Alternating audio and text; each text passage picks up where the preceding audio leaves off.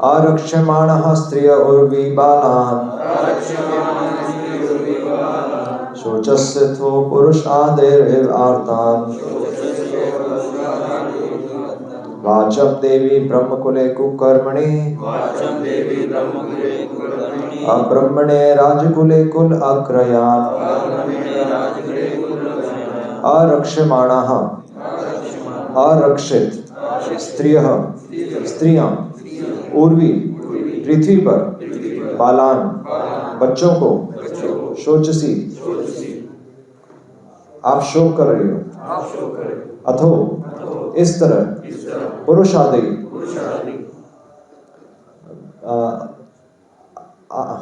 पुरुषादि ये है मैनेटर्स प्रभुपाद लिख रहे हैं ये कैनिबल्स को हिंदी में क्या होता है नरभक्षी जो है नरभक्षी पुरुष आदि नरभक्षियों के द्वारा वो गलत है प्रभुपाद ठीक कर रहे हैं प्रभुपाद इसके तात्पर्य में लेक्चर में ठीक कर रहे हैं कि आदमियों के द्वारा नहीं है ये नरभक्षियों के द्वारा एव सदृश आर्तान दुखियारी वाचम वाणी देवी को ब्रह्मकुले ब्राह्मण कुल में कुकर्मणि धर्म के विरुद्ध कार्य करता है अब्रह्मण्य ब्राह्मण संस्कृति के विरोधी लोग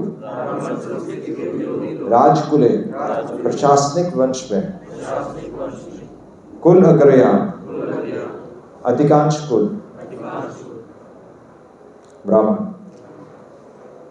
क्या आपको उन दुखियारी स्त्रियों तथा बच्चों पर दया आ रही है जिन्हें चरित्रहीन पुरुषों द्वारा अकेले छोड़ दिया गया है अथवा आप इसलिए दुखी हैं कि ज्ञान की देवी अधर्म में रत ब्राह्मणों के हाथ में है या आप यह देखकर दुखी हैं कि ब्राह्मणों ने उन राजकुलों का आश्रय ग्रहण कर लिया है जो ब्राह्मण संस्कृति का आदर नहीं करते।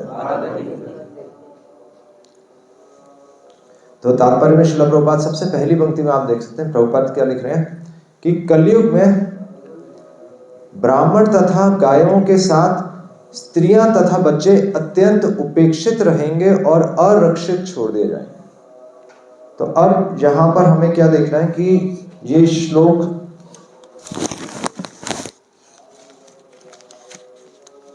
अरक्ष्यमाणः, ये श्लोक कहां से स्टार्ट हो रहा है? अरक्ष्यमाणः। ये श्लोक एक्चुअली ये श्लोक कहां से स्टार्ट हो रहा है? ये श्लोक स्टार्ट हो रहा है धर्म उवाच, धर्म बोल रहा है ना, तो धर्म से ये श्लोक शुरू हो रहा है। और किसको बोला जा रहा है? पृथ्वी, यानी कि गाय माता, है ना। तो चलो पृथ्वी को हम एक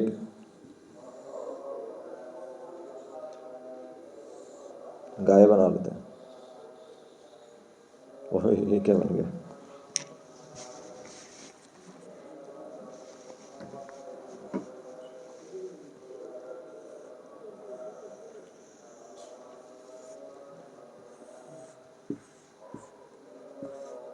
ठीक बन गया।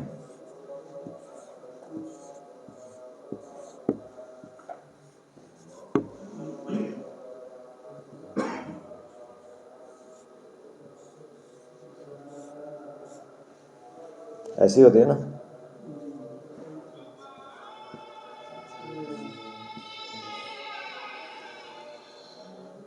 और क्या होता है? पूछ रहे हैं। तो ये लगेगी गाय। ये हो गई हमारी पृथ्वी है। तो चलो ठीक है, प्रैक्टिस किया, कॉपी करने वाला अच्छा है। तो धर्म बोल रहा है किसको बोल रहे हैं? गाय यानी कि पृथ्वी देवी को। और पृथ्वी देवी क्या है? उदासीन लग रही है? उदासीन तो नहीं लग रही है। तो पृथ्वी देवी को बोल रहे हैं। और क्या बोल रहे हैं कि आप उदासीन क्यों हैं? और बल्कि गो ब्राह्मणा क्या है? हिताय च। भगवान भी एक्चुअली किस धर्म में किस चीज को या किस चीज पे फोकस कर रहे हैं? गो ब्राह्मणा हिताय च, है ना। एक तो गाय हो गई और दूसरा क्या हो गया? ब्राह्मण।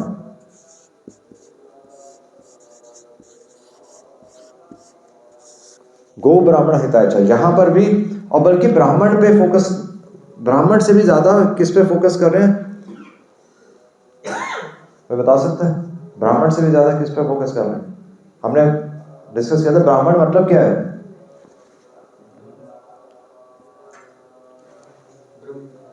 हाँ, नहीं, वो तो ब्रह्म इति जानाति। ब्रह्म को जानने का क्या मतलब है?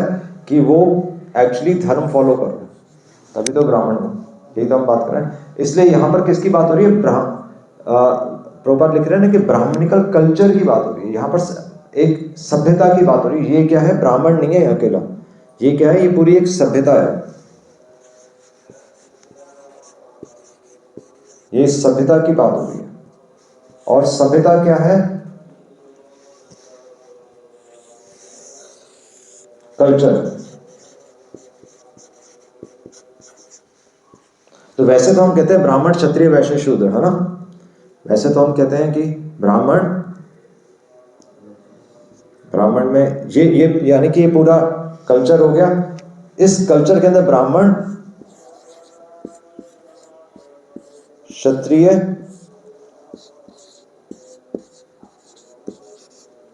वैश्य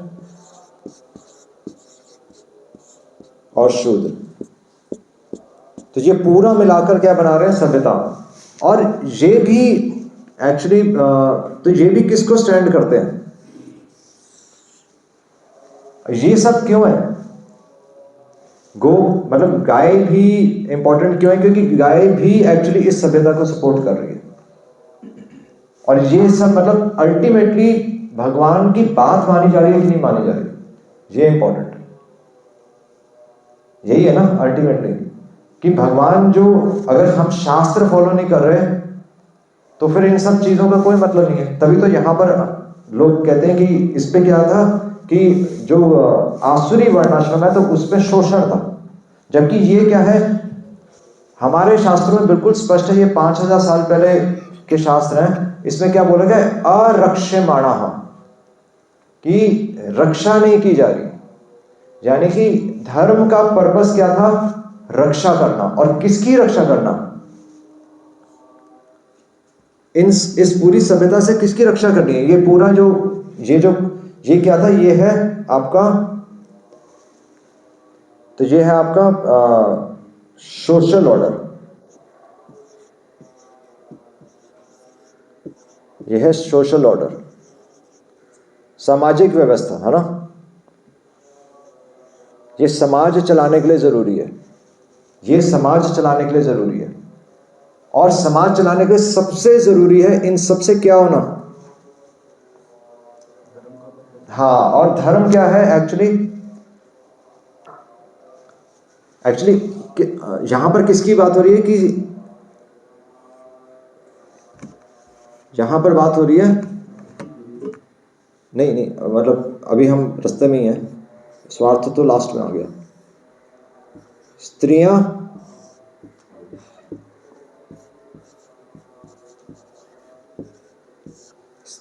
बच्चे, एक्चुअली ये स्त्रियां हो गई, बच्चे हो गए, गाय हो गई और ब्राह्मण, ये और सभ्यता हो गई।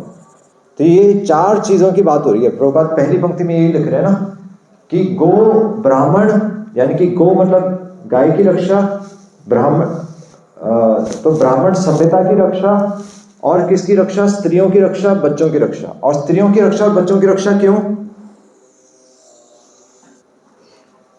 स्पेशली स्त्री और बच्चों को अलग से कैटेगरी में क्यों रखा गया?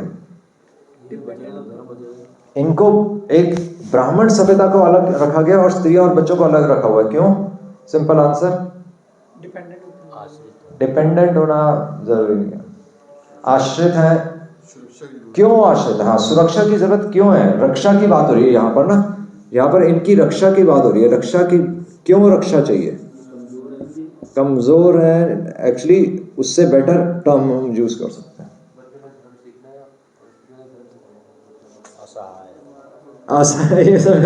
ये सब नहीं है एक्चुअली। ये क्या है? ये मन है। स्त्री और बच्चे मन है।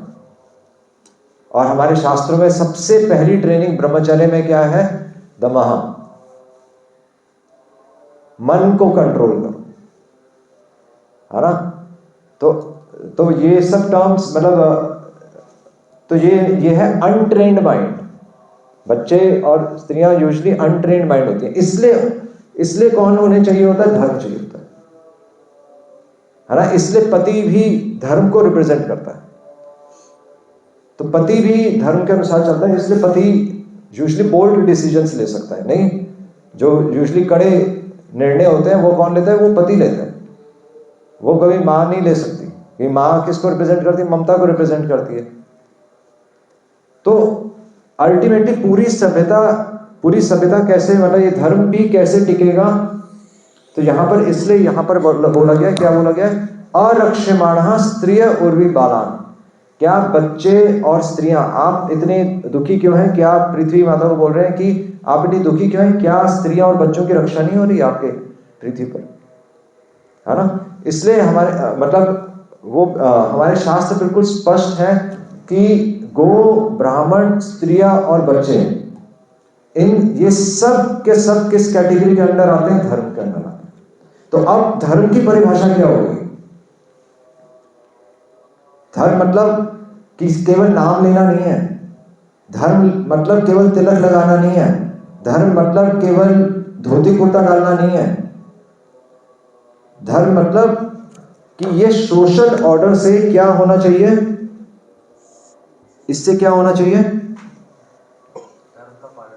हाँ, तो धर्म के पालन से क्या होना चाहिए? तो ये सोशल ऑर्डर था ना, तो यहां पर अब क्या आएगा? Spiritual order.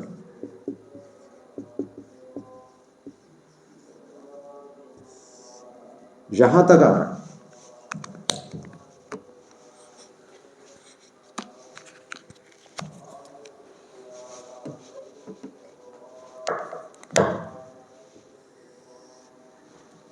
तो मन को कंट्रोल करके, मतलब मनुष्य समाज और पशु समाज में केवल एक ही अंतर है कि मनुष्य अपनी इंद्रियों को कंट्रोल करना जानता है। एक पशु अपनी इंद्रियों को कंट्रोल करना नहीं जानता।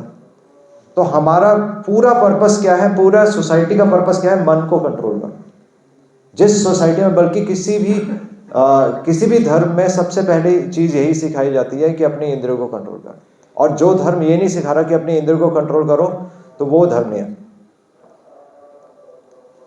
तो प्रवृत्ति और निवृत्ति की बात की गई हमारे शास्त्रों में, है ना?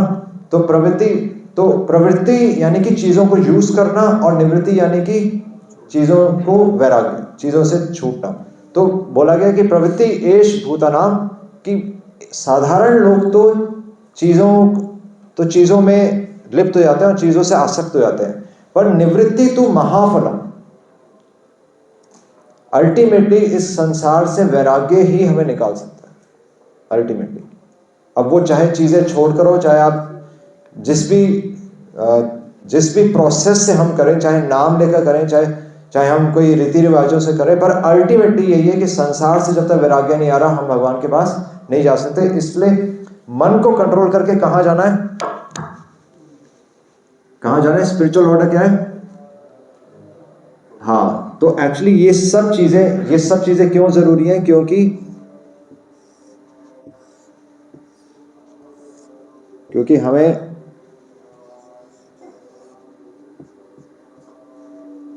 भगवान के धाम जाना है।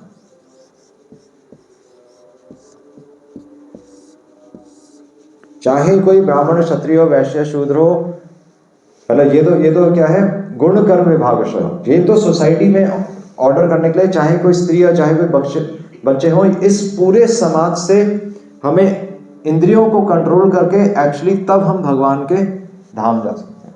तो ये पूरा पर्पस क्या है कि हमें अपने घर वापस जाना है। श्रील प्रभुपाद कह रहे हैं बैक टू गॉड हेड। तो घर जाना किसी के लिए मना नहीं है। ये क्या है, ये ऑफिस है। अगर इसको मोटा मोटा अगर हम देखें तो ये क्या हो गया है, ये एक्चुअली ऑफिस है। तो आप ऑफिस में सारा देर नहीं रह सकते ना, समझ रहे हैं। तो ये सारी चीजें तो ऑफिस है, ये सब क्या है, पोस्ट है गाड़ी चलाने के लिए, कि गाड़ी चलती रहे। क्योंकि ब्राह्मण किसको रिप्रेजेंट करते हैं, इंटेलिजेंस को।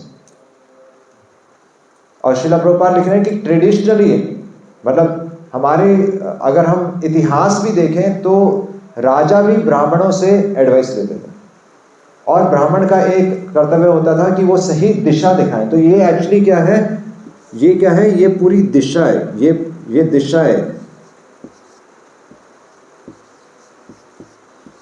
कि हमें जाना कहाँ है, सबने धाम जाना है। और ये सब चीजें हमें यूज करके जाना है। काफी लोग यहां पर अटक जाते हैं, नहीं वो यहां पर अटक जाएंगे, या फिर ये उपाधियों में फंस जाएंगे।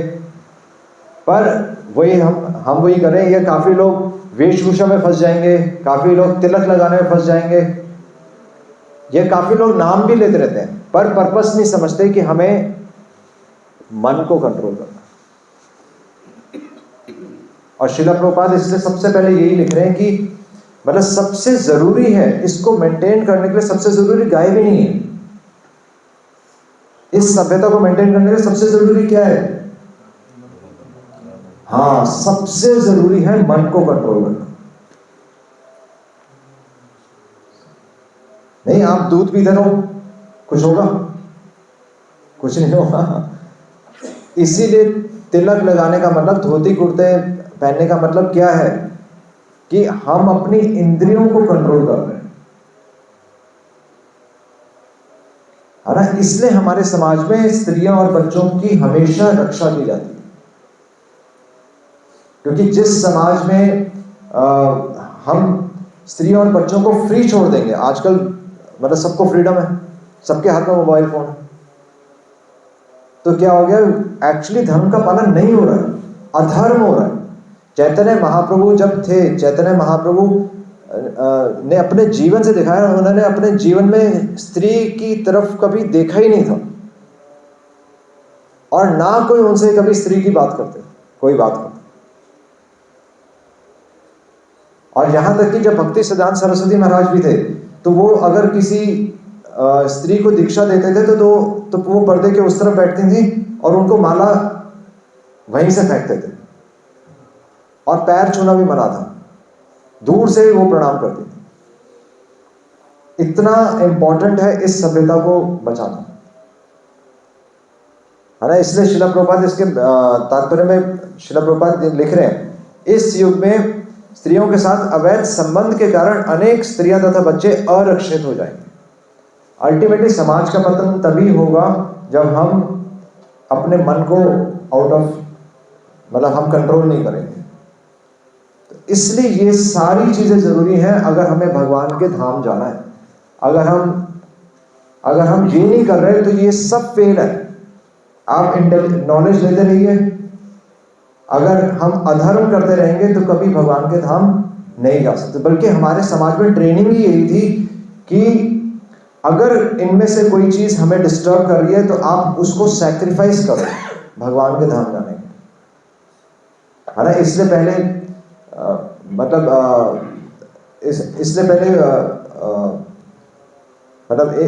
एक दृष्टि से तो स्त्रियों को घर से बाहर नहीं जाने दिया जाता था, है ना, क्योंकि उनकी रक्षा बहुत जरूरी थी। और प्रभुपाद भी लिख रहे हैं कि छोटी उम्र में वो हमेशा पिता के संरक्षण में रहती हैं, रक्षित की जाती हैं। ये हमेशा ये वर्ड यूज किया गया है यहां पर,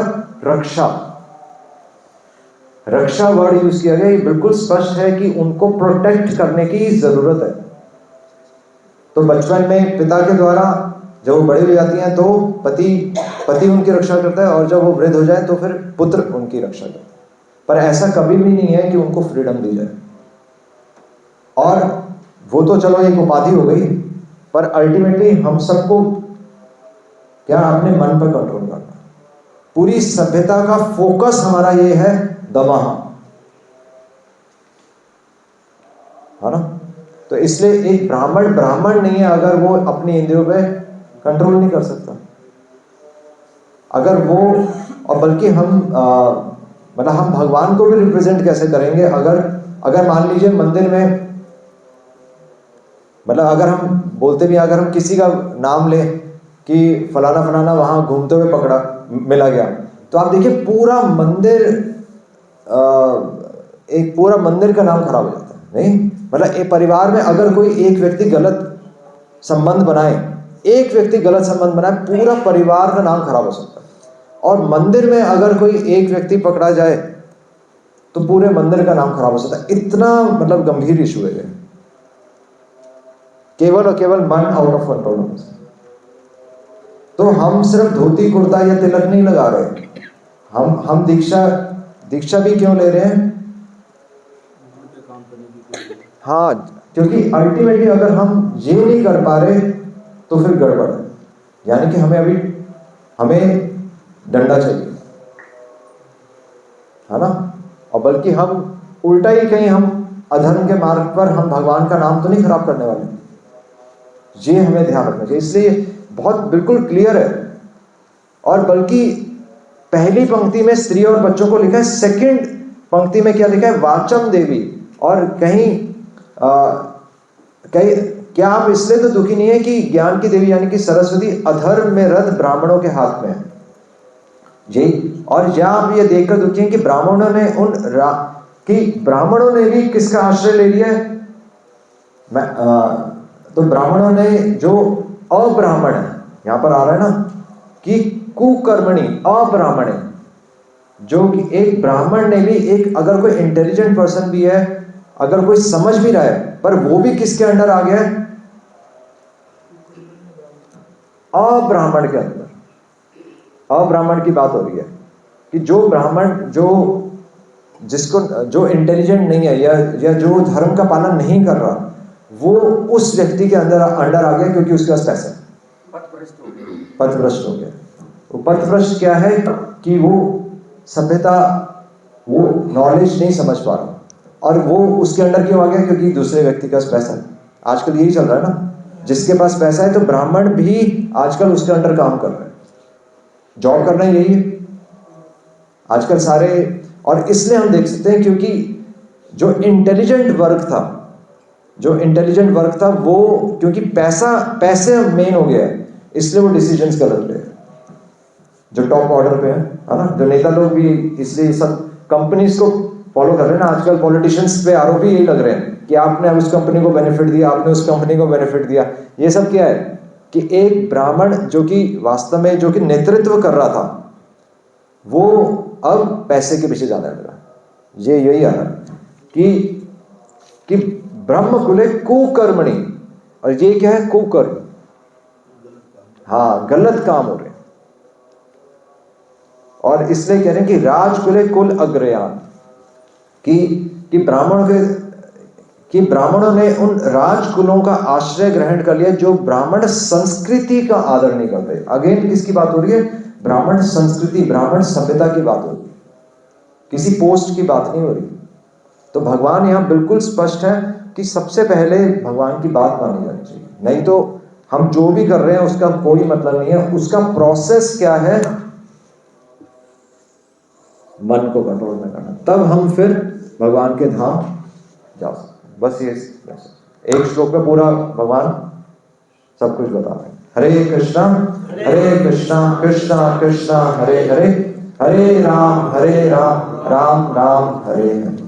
कोई एक प्रभुपाद बहुत अच्छा पॉइंट लिख रहे हैं कि क्योंकि प्रभुपाद बता रहे हैं क्योंकि हमारी टेंडेंसी है, टेंडेंसी को हिंदी में क्या बोलेंगे? हमारी प्रवृत्ति है कि हम गलत काम करेंगे ही करेंगे। एक मनुष्य, जानवर, अगर उसे छोड़ दिया जाए वो जानवर ही बनेगा।